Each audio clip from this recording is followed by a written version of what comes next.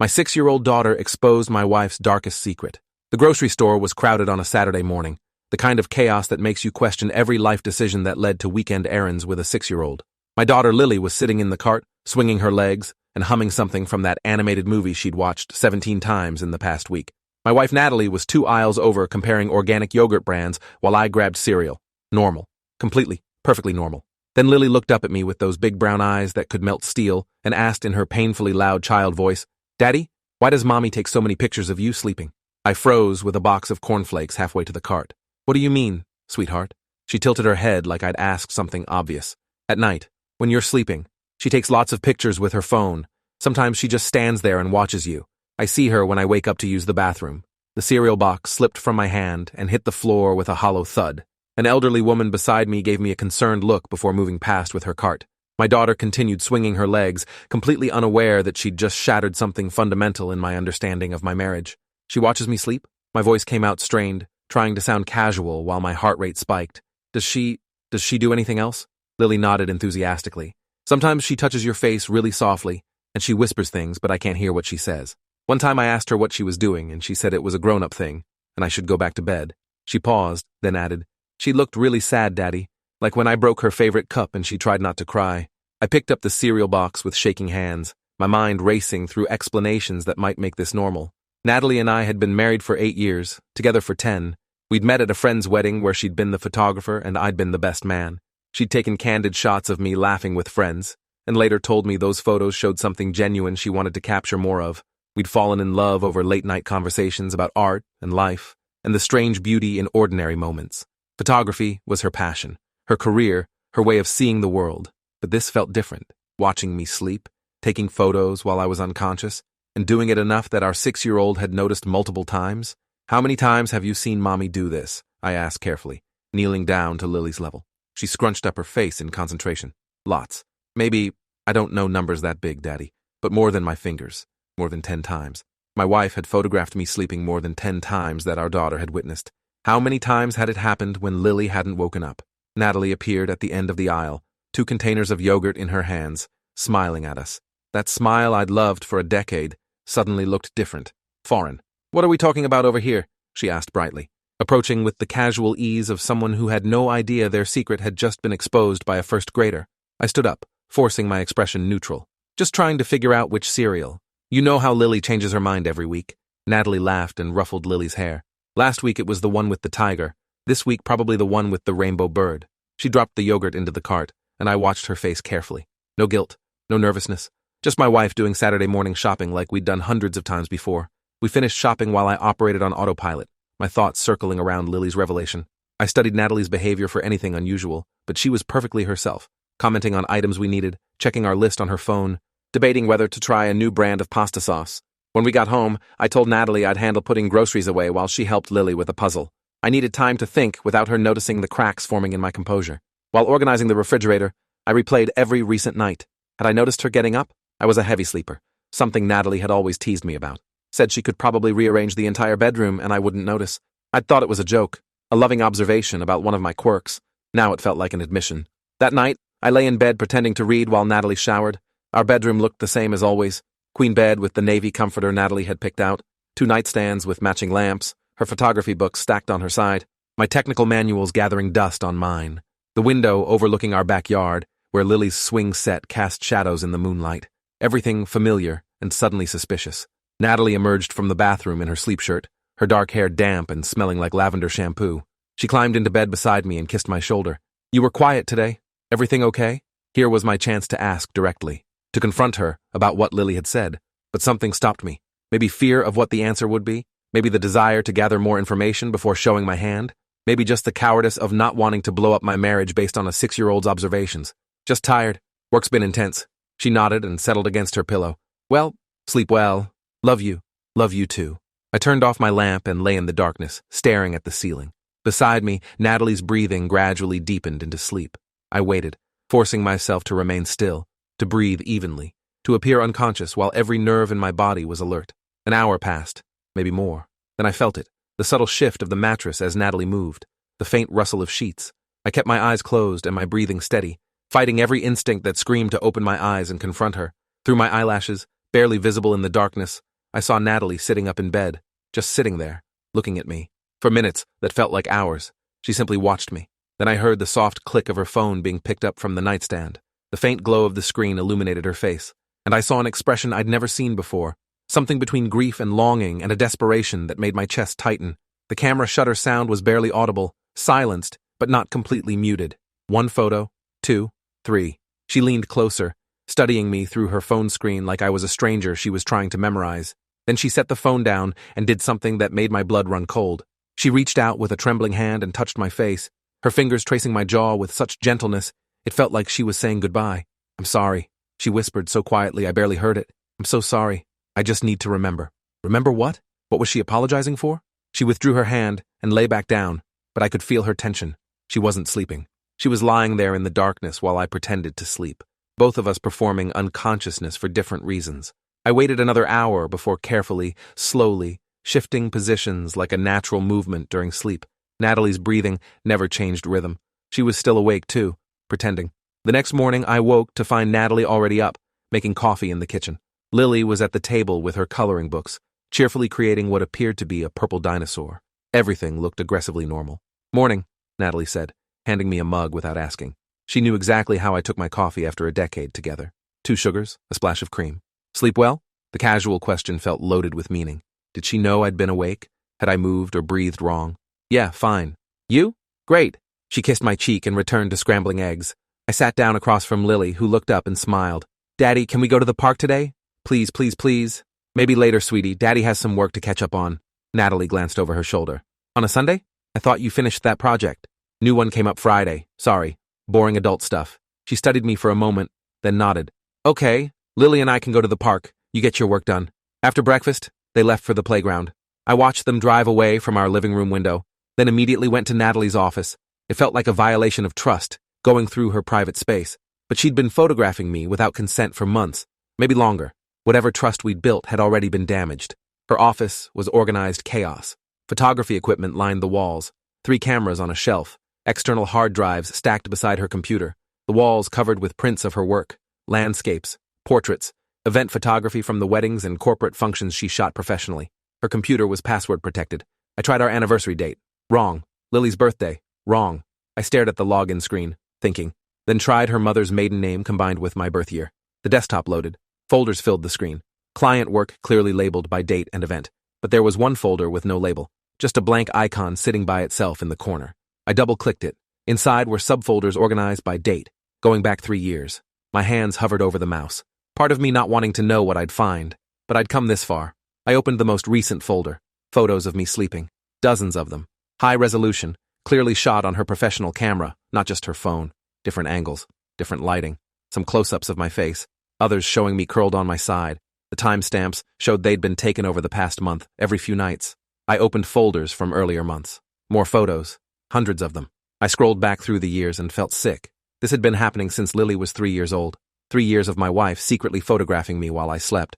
But as I went further back, the photos changed. Mixed in with sleeping photos were candid shots of me going about daily life, reading on the couch, working at my desk, playing with Lily in the backyard. All taken without my knowledge, from angles that suggested she'd been hiding. One folder from 18 months ago contained something different. A document file titled Before and After. I opened it. Inside was a medical report. Natalie's name at the top, MRI results. Brain imaging, terminology I didn't fully understand but could piece together. Glioblastoma, grade 4, inoperable. The date was from 2 years ago. I read the report 3 times before the words really sank in. My wife had brain cancer, terminal brain cancer, and I'd known nothing about it. The document continued with treatment notes, radiation therapy, chemotherapy, dates of appointments that lined up with days she'd said she was doing photo shoots or meeting clients. She'd been going to oncology appointments while I'd believed she was working. A prognosis estimate, 12 to 18 months. That date was 24 months ago. She'd outlived her death sentence, but barely. I sat back in her chair, my mind reeling. The photos made sense now. She was documenting me because she was dying, creating a catalog of memories because her own memories would soon be gone. The watching, the touching, the whispered apologies. She was saying goodbye incrementally, night after night. My phone buzzed. Natalie texting from the park. "Lily wants to know if you can come for lunch after you're done working. Her choice of restaurant, so brace yourself for chicken nuggets." I stared at the message. My dying wife, who'd kept her terminal diagnosis secret for 2 years, was asking about lunch plans. I typed back, "Sure, text me when you're ready." Then I kept searching. More medical documents, treatment plans, consent forms for experimental therapies, bills that I'd never seen, paid from an account I didn't know existed. She'd kept her entire medical crisis hidden while maintaining the facade of normal life. Deeper in the files, I found something else. A video folder labeled for Lily. I clicked it. The preview showed Natalie sitting in this same office looking at the camera with red eyes and a trembling smile. I couldn't bring myself to play it. Not yet. Instead, I found another folder. For David, my name. I opened it. Inside were dozens of video files, dated across the past year. The most recent was from 3 days ago. I clicked it. Natalie appeared on screen, sitting in this chair, wearing the sweater I'd complimented her on that morning. Hi, David. It's October 9th, and I'm recording this because Dr. Reeves told me I need to start making arrangements. The seizures are getting worse, and the latest scan shows the tumor is growing despite treatment. She gives me maybe 3 more months. Her voice cracked. I keep trying to find the right time to tell you. Every morning I wake up and think today is the day I'll explain everything. But then I see you making breakfast or playing with Lily or just existing in our life together, and I can't do it. I can't watch that happiness disappear from your face. She wiped her eyes. So I take the photos instead. I watch you sleep and memorize everything about you because soon I won't be able to. The tumor affects memory and cognition. I'm already forgetting things. Small things for now, but it's getting worse. Last week I couldn't remember Lily's teacher's name. Yesterday I forgot where we keep the scissors. I need you to know that keeping this secret wasn't about not loving you. It was about loving you too much to burden you with watching me die slowly. You would have stopped working to take care of me. You would have sacrificed everything to make me comfortable. And I didn't want that. I wanted you to live normally for as long as possible, to have good memories that aren't tainted by hospitals and hospice and watching your wife deteriorate. She looked down at her hands. I know that's selfish. I know you deserve the truth, but I'm dying, David. I'm 34 years old and I'm dying, and I just wanted a little more time pretending everything was fine, pretending we'd grow old together, pretending I'd see Lily graduate high school. The video continued for another 5 minutes. Natalie detailed her symptoms, the headaches that had led to the initial diagnosis, the vision problems she'd hidden, the memory lapses she'd covered by making lists and setting reminders. She'd been meticulous about concealing her decline. Then she outlined practical matters, the life insurance policy she'd increased, the college fund she'd maxed out for Lily, the legal documents giving me sole medical power of attorney when she could no longer make decisions. She'd planned for her death while I'd planned our vacation to the mountains next summer. I recorded videos for Lily too, she said. Birthdays up to 18, graduation, wedding day, all the moments I won't be there for. I need you to give them to her at the right times, and please, please don't let her remember me as sick. Show her these videos and the photos where I'm healthy and happy. Let her remember me laughing, not dying. The video ended. I sat in silence, staring at the frozen frame of my wife's face. The woman I loved had been dying for 2 years and had carried that burden alone rather than share it with me. I didn't know whether to feel betrayed by the deception or heartbroken by the sacrifice. Both emotions warred in my chest until I couldn't separate them. My phone buzzed again. Lily is having a meltdown about leaving the park. We're going to be another 30 minutes. Sorry. I needed to leave this office. Needed to stop discovering secrets that were dismantling my understanding of my marriage. But I couldn't stop myself from opening the oldest folder in her collection. Photos from before the diagnosis, normal family pictures, candid shots. Then I saw a subfolder labeled Before Symptoms. Inside were photos I'd never seen, Natalie and another man, young, maybe early 20s. They were at what looked like a college party, her arm around his waist, his hand on her shoulder, both smiling at the camera. I scrolled through more photos. The same man appeared repeatedly, different locations, different outfits, but clearly a significant presence in her past, at the beach, at graduation, in an apartment I didn't recognize. Then I found a photo that made my stomach drop. Natalie in a wedding dress, not our wedding. This dress was simpler, more casual. She was younger, maybe 23, standing beside the same man, now in a suit, both holding champagne glasses, both wearing wedding rings. I searched desperately for context, found a document buried in the same folder, a marriage certificate from 11 years ago. Natalie Reeves married to Oliver Strand. My wife had been married before. She'd never mentioned a previous marriage. In 10 years together, she'd never once indicated she'd been married to someone else. I went through photos with shaking hands, found more documents, a restraining order filed by Natalie against Oliver Strand, dated 8 years ago. The petition detailed domestic violence, multiple incidents, escalating severity, photos attached showing bruises, a black eye, a split lip. The final incident had sent her to the emergency room with a concussion and broken ribs. The restraining order had been granted, but there was more. A police report from 7 years ago. Oliver Strand arrested for violating the restraining order. He'd been found outside Natalie's apartment, the same apartment where we'd lived together when we first started dating. The arrest record showed he'd been carrying zip ties and duct tape. The intent was clear enough that he'd been charged with attempted kidnapping along with the restraining order violation. He'd served 3 years in prison, released 4 years ago, and I'd never known any of this existed. Natalie had completely erased this part of her past from our relationship. I heard the garage door opening. They were home early. I closed all the folders, shut down the computer, and left Natalie's office exactly as I'd found it. My mind was spinning with information I couldn't process. My wife was dying. She'd hidden it for 2 years. She'd been married before to an abusive man. She'd been stalked and nearly kidnapped, and I'd known none of it. Lily burst through the front door, carrying a pine cone she'd found at the park. "Daddy, look what I got. Can we paint it?" Natalie followed, her cheeks flushed from the cold, looking healthy and alive, looking nothing like someone with terminal brain cancer. I knelt down to examine Lily's pine cone and made appropriate appreciative noises while watching Natalie from the corner of my eye. She hung up her coat, kicked off her shoes, and started sorting through mail on the counter. Completely normal, completely concealing everything. "How was work?" she asked casually. "Productive." The lie came easily. We were both so good at lying now. "Good. Lily wants to paint pine cones. I'll set up the art supplies if you want to grab some newspaper for the table." We spent the afternoon in domestic tranquility, painting pine cones, making dinner, watching a movie while Lily fell asleep between us on the couch. I carried our daughter to bed and tucked her in while Natalie cleaned up the living room. Everything looked perfect from the outside.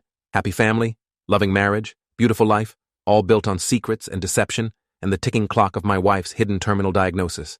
That night, I pretended to fall asleep quickly. I lay still and waited. This time I knew what I was waiting for. It didn't take long. Natalie got out of bed around midnight. I felt her weight shift, heard her soft footsteps moving around to my side. Through barely open eyes, I watched her kneel beside the bed, her face level with mine. She just looked at me for a long time. Her hand came up and traced my face again, that same gentle touch from the night before. "I'm sorry I'm leaving you," she whispered. "I'm sorry I'm taking the coward's way out by not telling you. I just can't bear to see you grieve while I'm still here. I can't watch you pretend to be strong for me when we both know how this ends." Her voice broke. 3 more months, the doctor says. Maybe less. The tumor's growing too fast now. Soon I won't remember your face or Lily's name, or why I fell in love with you in the first place. But right now, in this moment, I remember everything, and I need to hold on to that as long as I can. She stood up, and I heard her camera shutter click, multiple times, documenting me, documenting us, creating evidence that this marriage had existed before the cancer took her memories along with her life. After she returned to bed, I lay awake for hours, processing everything. The diagnosis, the secret marriage, the abuse she'd survived, the stalker she'd escaped, all of it pieces of a woman I thought I knew completely, but apparently barely knew at all. By morning, I'd made a decision. I went downstairs early and started coffee, then pulled out my laptop. I spent an hour researching Oliver Strand, found him easily on social media. He'd been released from prison 4 years ago, just as the records indicated. His profile showed he lived 2 towns over. He worked construction. No indication he was married or in a relationship. His recent posts were concerning. Vague references to unfinished business and people who need to be reminded of their place. He'd posted a photo 3 weeks ago with a location tag for a coffee shop in our neighborhood, the same coffee shop where Natalie met clients sometimes. I dug deeper, found a blog he maintained under a pseudonym, but linked enough through shared photos and details to confirm it was him. The blog was a disturbing chronicle of obsession, posts about his ex-wife who'd falsely accused him and ruined his life, plans for making things right once he'd gathered enough evidence. The most recent post from 5 days ago said simply, "Soon, very soon." I screenshot everything and saved it to a secure folder. Then I heard footsteps on the stairs. Natalie appeared in the kitchen, already dressed. "You're up early," she noted, reaching for the coffee I'd made. "Couldn't sleep, kept thinking about work stuff." She nodded absently, staring out the window at our backyard. "I need to run some errands today. Will you be around to watch Lily?" "Yeah, of course. Where are you going?" She hesitated. Just a fraction of a second, but I noticed. "Just some shopping. Maybe get my hair cut. Nothing exciting." Another lie. I wondered if she was really going to a doctor's appointment, continuing the treatment she'd been hiding, maintaining the facade that required her to sneak around her own life. "Take your time," I said. "Lily and I will be fine." After Natalie left, I sat Lily down at the kitchen table. She had her stuffed rabbit and a bowl of cereal, happily oblivious to the adult chaos swirling around her. "Lily, sweetheart, I need to ask you something important. About Mommy taking pictures at night." She looked up, milk on her upper lip. "Okay, Daddy. Has Mommy ever seemed sad or sick? Like maybe her head hurts or she forgets things?" Lily thought for a moment, her face scrunched in concentration. "Sometimes she sits down really fast and holds her head. And last week she called me Daisy at first. That's my friend from school. But then she remembered my name and said sorry." My chest tightened. The symptoms were worsening. Natalie was losing time, forgetting names, having episodes that even our 6-year-old was noticing. "Has Mommy ever talked about someone named Oliver?" Lily shook her head. "No. Who's Oliver? Just someone from a long time ago. It's okay. You can go watch cartoons." She scampered off, leaving me alone with my thoughts and fears. I spent the next hour going through financial records, found the separate account Natalie had mentioned in her video. She'd been funneling money into it for years.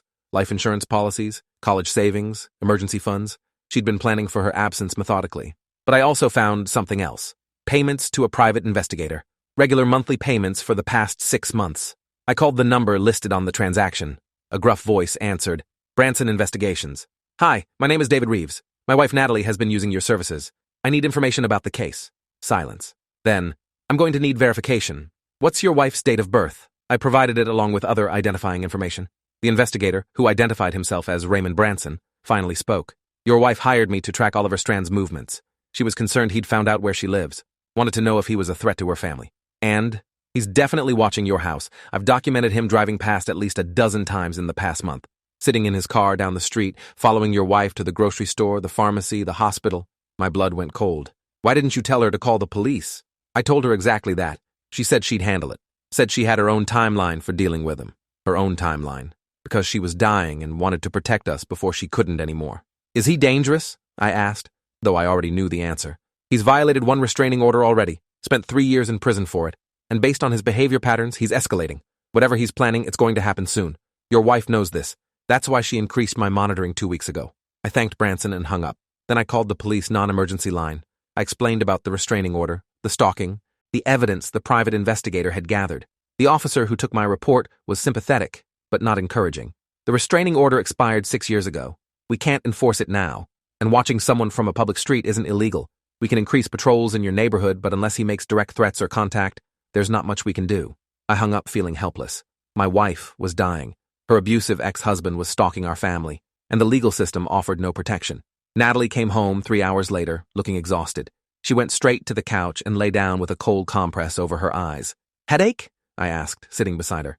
"Yeah, they're getting worse." She said it without thinking, then froze. Realized she'd admitted to something she'd been hiding. "Worse than what?" I pressed gently. She moved the compress and looked at me. For a moment, I thought she might tell me everything. The cancer, the prognosis, the time running out. But she just said, "Worse than usual migraines. I should probably see my doctor. Maybe you should." We sat in silence. Lily was in her room playing. The house was quiet except for the furnace running and the tick of the kitchen clock. Finally, I said, "Natalie, if something was wrong, you'd tell me, right? If you needed help or were in trouble." Her eyes filled with tears. "David, because I love you. Whatever it is, we can handle it together." She sat up and wrapped her arms around me, burying her face in my shoulder. I felt her shaking with silent sobs. "I love you too. So much. More than you know. Then trust me. Whatever you're carrying alone, let me help carry it." She pulled back and wiped her eyes. "I'm just tired and scared, but not about anything you can fix. Try me." She searched my face like she was memorizing it. Then she kissed me, desperate and clinging. When we broke apart, she said, "I need to paint. Clear my head. Will you be okay with Lily for a few hours?" I nodded and watched her go upstairs to her studio. I heard the door close and lock. She wanted privacy. Instead of respecting that, I went to the garage and found the ladder, positioned it outside her studio window, which faced the side yard, climbed up carefully and peered through the gap in the curtains. Natalie wasn't painting. She was sitting at her desk with her phone, typing frantically. I pulled out my phone and opened our wireless carrier's account. Used the family tracking feature she'd set up years ago for safety. Her phone was active. I could see she was texting someone. I couldn't see the messages, but I could see the number. I screenshot it and climbed down. Back in the kitchen, I called Branson again. "That number you're about to give me is Oliver Strand's," he said before I could speak. I saw it come up on my monitoring. She's been texting him for the past week. Why would she be in contact with him? You'd have to ask her. But based on the frequency and timing, I'd say she's either trying to negotiate with him or she's planning something. Either way, it's not good. After I hung up, I went back to her office computer. Checked her email this time using the same password. Found a draft email saved but never sent. It was addressed to me. "David, by the time you read this, I'll be gone. Not the way you think. I need you to understand that what I'm about to do isn't about not loving you. It's about loving you and Lily so much that I can't let Oliver hurt you. He knows I'm dying. He's been watching us, and he's planning something. I can't let him follow through." My hands trembled. I kept reading. "He reached out 2 weeks ago. Sent me a photo of Lily on the playground. Said we have unfinished business. Said if I didn't meet him, he'd make sure you and Lily finished what he started with me years ago. I can't let that happen. So I'm meeting him, and I'm not coming back." She was planning to sacrifice herself, to confront Oliver and presumably die at his hands to protect us. Because she was dying anyway and wanted to go out controlling the narrative, protecting her family, rather than wasting away while we watched helplessly. I found more drafts. Letters to Lily explaining that Mommy had to go away but would always love her. Instructions for my future, suggesting I eventually remarry so Lily would have a mother figure. Plans for her funeral down to the music and the flowers. She'd been preparing for this. The photos weren't just about memory. They were about creating evidence of our life together before she erased herself from it. I heard her studio door open, quickly closed the browser, and got back to the kitchen before she came downstairs. She looked calmer, which made me more anxious, like she'd made peace with whatever decision she'd committed to. Feel better? I asked, keeping my voice neutral. Yeah, painting helps. She smiled, but it didn't reach her eyes. Listen, I have a work thing on Friday night. A potential client wants to meet about their daughter's wedding. Would you mind if I took the meeting? I know it's date night, but it's fine. We can reschedule. She kissed my cheek. You're the best. I promise I'll make it up to you. Friday, 3 days away. I'd bet everything I had that she wasn't meeting a client. She was meeting Oliver, and she was planning not to come home. I waited until she went to pick up Lily from a playdate. Then I called Branson. I need you to follow Natalie on Friday night, full surveillance, and I want to know exactly where she goes. You got it. But I should tell you, I've been tracking Oliver's movements too. He's been quiet lately. Too quiet. That usually means he's planning something, I finished. Yeah, be careful. I spent the next 3 days watching my wife prepare to die. She took Lily to her favorite places, the aquarium, the children's museum, the ice cream shop where they always got matching sundaes. She documented everything with photos, but now I understood why. She was creating final memories, making sure Lily had recent, happy images of them together before she disappeared from her daughter's life. She also had several long phone calls with her mother, her best friend, people she'd distanced herself from over the past year. I eavesdropped on one call with her friend Diana. I just wanted to say thank you for everything, Natalie said. For being there through all the hard times, for helping me find myself again after Oliver, for being the best friend anyone could ask for. Diana's voice came through faintly. I heard concern, questions about why this sounded like goodbye. I'm just feeling sentimental, Natalie deflected. You know how I get. But seriously, you've meant the world to me. After she hung up, she sat at the kitchen table and cried. I came in and held her, not saying anything. What could I say that wouldn't expose what I knew? Friday arrived with gray skies and cold rain. Natalie spent extra time with Lily that morning, reading books, playing dress-up, making pancakes shaped like butterflies. When Lily spilled syrup on her shirt, Natalie just laughed and helped her change, no frustration at the mess. She was savoring every moment. Daddy and I are going to have a special night tonight, Natalie told Lily. But tomorrow we'll do something extra fun, okay? Whatever you want. Can we go to the trampoline place? Lily asked excitedly. Natalie's face crumpled for just a second before she forced a smile. Absolutely. Trampoline place it is. She wouldn't be here tomorrow. She knew it. I knew it. Lily was oblivious. That evening, Natalie got dressed carefully. Not client meeting professional. Something else. Dark jeans, a heavy jacket, boots with good traction. She was dressing for confrontation, not conversation. The meeting is at 7, she said, kissing me at the door. I should be home by 9, maybe 10 if they're really chatty about wedding details. Be safe. Text me when you're on your way back. I will. She hugged me tighter than normal. I love you, David. I need you to know that. Whatever happens, I love you. I love you too. I watched her car pull out of the driveway. Then I immediately called Branson. She's moving. Stay on her. I'd already arranged for Lily to stay at my sister's house, claiming Natalie and I needed a date night. My sister had been happy to take her niece for the evening. As soon as they were settled, I got in my car and headed to the location Branson texted me, an industrial park on the outskirts of town. Abandoned warehouses and empty lots. The perfect place for something terrible to happen where no one would witness it. I parked 3 blocks away and approached on foot. Branson had given me the exact building. I saw Natalie's car parked in front. No other vehicles visible, but that didn't mean Oliver wasn't already inside. I circled the building, looking for another entrance. Found a side door partially open. Slipped inside into darkness that smelled of mildew and old machinery. Voices echoed from deeper in the building. I moved toward them, using my phone flashlight sparingly, trying to stay quiet. Did you think would happen? Oliver's voice. Angry. Bitter. You destroyed my life. Sent me to prison. Made sure everyone knew what a monster I was. And now you're dying anyway. Karma's a bitch, Nat. I know. Natalie's voice was calm. Too calm. That's why I'm here. I'm dying in a few months. But you can make it happen sooner. Get your revenge. Just leave David and Lily alone. I reached a catwalk overlooking the main floor. Below, I saw them. Natalie standing near a pile of old equipment. Oliver pacing, something in his hand. A knife. You think it's that easy? He snarled. You think I just want you dead? I want you to suffer. Like I suffered. 3 years in a cage because you couldn't keep your mouth shut. You put me in the hospital multiple times. What did you expect me to do? I expected you to be loyal. I expected you to understand that I loved you. That everything I did was because I loved you. He was screaming now, unhinged. Natalie didn't flinch. You don't love people by hurting them. You hurt me worse. You hurt me with words and lies and legal papers. So yeah, I'm going to hurt you back. But not quick, not easy. He moved toward her, and I couldn't stay hidden anymore. I climbed down the ladder as quickly and quietly as possible, trying to reach them before he got to her. But I wasn't fast enough. Oliver grabbed Natalie by the throat, slamming her against a concrete pillar. She didn't fight back, didn't even try to defend herself. She'd come here to die. "Oliver!" I shouted. He spun, loosening his grip on Natalie in surprise. "What the—" "Let her go. Now!" I stepped into the light cast by his flashlight propped nearby. Oliver's face twisted with rage. "The new husband. How sweet." She brought back up. "I didn't bring him," Natalie gasped. "David, go, please. This doesn't involve you. Like hell it doesn't. You're my wife." Oliver laughed. "Your wife? You know she was mine first, right? You know I taught her everything, made her who she is. And she thanked me by destroying everything." "You destroyed yourself," I said, keeping my voice steady despite my racing heart. "You abused her. You stalked her. You went to prison because you broke the law, not because Natalie lied." "Shut up." He pulled Natalie against him, knife at her throat. "You don't know anything about us, about what we had." I held up my hands, trying to appear non-threatening. "You're right. I don't know your history. But I know Natalie now.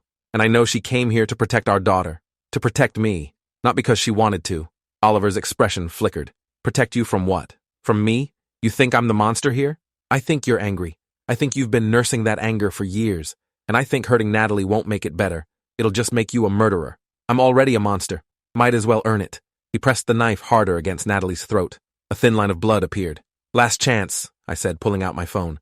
"I've got 911 on speed dial, and a private investigator who's been documenting your every move for months. You hurt her, you're going back to prison, this time forever. Then I better make it count." He drew the knife back, preparing to slash Natalie's throat. I lunged forward, but knew I wouldn't make it in time. Then Natalie moved, fast and unexpected. She drove her elbow into Oliver's stomach, twisted out of his grip, and kicked his knee. The knife clattered to the ground. Oliver stumbled, shocked. Natalie grabbed the knife and held it between them, her hand trembling but her voice steady. "I didn't bring David, but I'm glad he's here, because he needs to see this, needs to understand who I was before I met him. What I survived." Oliver straightened, rage replacing surprise. "You think you've won? You're dying anyway. Brain cancer, right? I saw your medical bills when I broke into your house last month." My blood froze. He'd been inside our house, while Lily was sleeping, while I was sleeping. "Yeah, I know all about your tumor," Oliver continued. "About your treatments. About how you've got maybe 3 months left. So this?" He gestured at the knife. "This is mercy. I'm just speeding up the inevitable." "You broke into our house?" I heard myself ask. "How many times?" Oliver grinned. "Enough. Watched you sleep. Watched your kids sleep.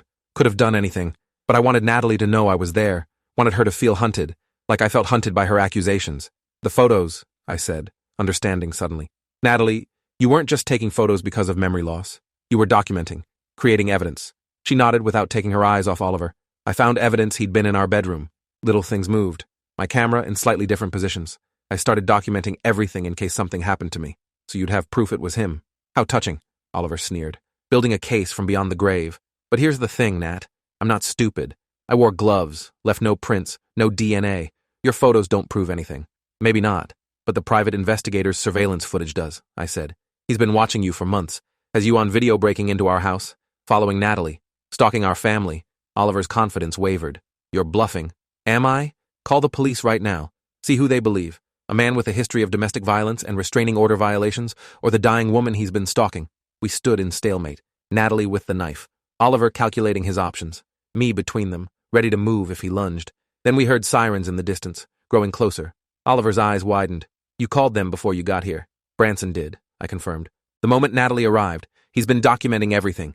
This whole conversation is probably on audio." Oliver looked toward the door, then back at Natalie. For a moment, I thought he'd run. Instead, he charged at her, apparently deciding if he was going down, he'd take her with him. I threw myself between them, felt impact, weight, the burning sensation of something sharp. We all crashed to the ground in a tangle of limbs. I heard Natalie screaming my name, felt warmth spreading across my side. Oliver rolled away and scrambled for the exit, but police were already entering, flashlights cutting through the darkness. They tackled him before he made it 5 steps. I lay on the cold concrete, Natalie's face appearing above me. "David, oh God, David, you're bleeding. Stay with me. Help is coming." The pain was distant, almost abstract. I could see the terror in her eyes, though. The same terror I'd seen when I discovered her cancer diagnosis.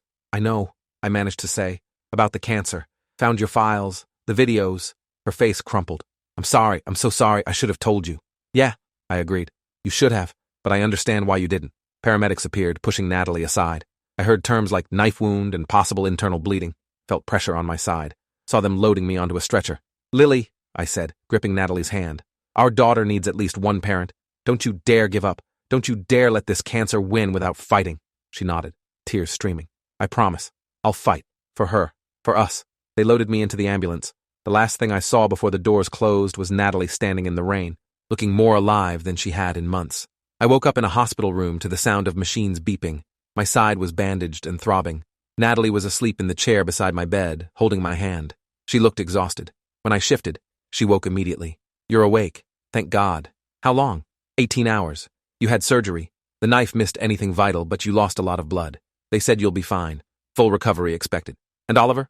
In custody. Multiple charges. Breaking and entering, stalking, attempted murder. His parole officer says with his record he's looking at decades. I processed this while staring at her face. She looked different, more open, like a weight had been lifted. The cancer, I said. Tell me everything. No more secrets. She took a breath and told me. Diagnosed 2 years ago. Inoperable. Treatment that bought time but wouldn't cure her. Decline that was accelerating. She had maybe 6 weeks left, not the 3 months her earlier prognosis suggested. I'm scared, she admitted. Terrified of forgetting you and Lily. Terrified of the pain. Terrified of leaving her without a mother. She'll have me. And she'll have your videos, your photos, all the love you documented. It's not enough. I wanted to see her grow up. Wanted to grow old with you. This isn't fair. No, it's not. I squeezed her hand. But hiding it didn't make it less unfair. It just made you carry it alone. I didn't want to burden you. Natalie, marriage means carrying burdens together. You robbed me of the chance to be there for you, to support you, to make memories knowing they were precious, because they were limited. She cried then. Really cried. Not the quiet tears she'd been hiding for 2 years, but deep sobs that shook her whole body. I held her as best I could with tubes attached and pain medication making me fuzzy. A nurse came in to check my vitals, saw us both crying, and quietly left. When Natalie finally calmed, she said, I need to tell Lily. She deserves to know. Not all the details, but the truth. We'll tell her together, I said. When I'm out of here. As a family. She nodded. What about the photos? Now that you know, keep taking them. I'll pose willingly now. And I want photos of you too. Lots of them. So Lily can remember her mother. We spent the next week preparing. I recovered from the knife wound. Natalie started making arrangements with hospice. We sat Lily down and explained, in 6-year-old terms, that Mommy was very sick and wouldn't get better. That she would go to heaven soon but would always love Lily. Lily processed it better than we expected. Asked questions, cried, but ultimately accepted it with the strange resilience children have. Will you go to heaven too, Daddy? She asked. Not for a very long time. I'm going to stay here and take care of you. And we'll look at Mommy's pictures? All the time. Whenever you want. Natalie's decline was rapid. Within 3 weeks, she was using a wheelchair. Within 4, she needed full-time care. We converted our bedroom into hospice space. Lily came in regularly to sit with her mother, showing her drawings, reading books aloud, just being present. The memory loss Natalie had feared accelerated. Some days she knew us clearly. Other days she was confused, calling me by her father's name or asking where her childhood dog was. But she always recognized Lily, even at the end. That was the gift we focused on. 2 months after my stabbing, Natalie passed away in our home. Lily and I were both there, holding her hands. Her last words were, I love you, whispered to our daughter. Lily said, I love you too, Mommy, and Natalie smiled before slipping away. The funeral was small. Her family, our friends, a few of her photography clients whose weddings she'd documented. We played the videos she'd recorded for Lily, and there wasn't a dry eye in the room. Oliver sent a letter from prison. I burned it without reading it. Whatever he had to say didn't matter anymore. In the months that followed, Lily and I built a new normal. We looked at Natalie's photos every night before bed, watched her videos on birthdays and holidays, kept her memory alive through stories and laughter. I found new photos periodically. Natalie had hidden them throughout the house, in books, behind picture frames, tucked into storage boxes. Each one was a gift, a reminder that even when she was dying, she'd been documenting life. On Lily's 7th birthday, I gave her an envelope Natalie had left.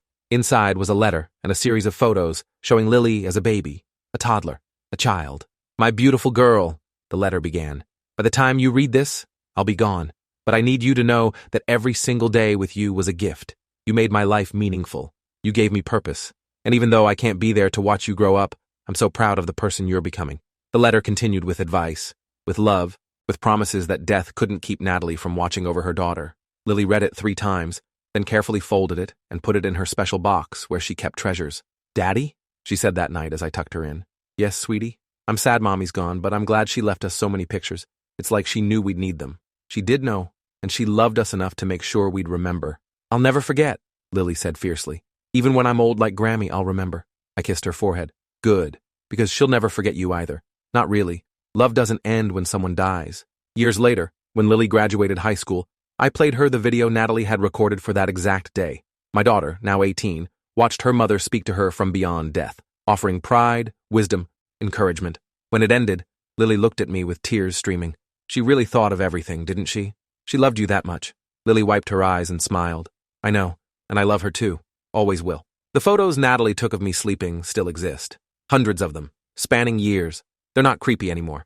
They're evidence of love, of someone trying desperately to hold on to life while it slipped away. And every time I look at them, I'm reminded that the darkest secrets sometimes hide the brightest love. That deception isn't always malicious, and that the photos we take matter less than the memories we create while taking them. Natalie is gone, but she's everywhere in our home. In Lily's smile, in my memories, in the thousands of photos documenting a life lived fully despite its tragic brevity. That's her legacy. Not the cancer that killed her or the secrets she kept, but the love she left behind, carefully documented, impossible to forget. Thanks for watching till the end. Make sure to subscribe and like to not miss the next story.